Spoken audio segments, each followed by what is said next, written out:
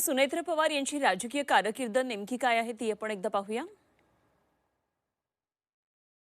सुनेत्र पवार यांचा जन्म 18 ऑक्टोबर 1963 मध्ये धाराशिव इथं झाला। माजी मंत्री पद्मसिंह पाटील यांच्या त्या भगिनी आहेत। 1983 मध्ये SBA आर्ट्स आणि कॉमर्स कॉलेज संभाजीनगर इथून त्यांनी बीकॉम केलं। 1985 मध्ये अजित पवारांसोबत त्यांचा विवाह झाला।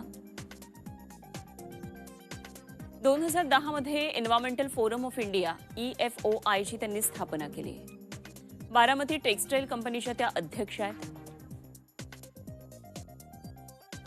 बारामती टेक्सटाईल कंपनीच्या अध्यक्ष पदावर सध्या त्या आहेत आणि त्याचबरोबर सामाजिक, शैक्षणिक आणि पर्यावरणीय कार्यामध्ये त्यांचा सक्रिय सहभाग असतो।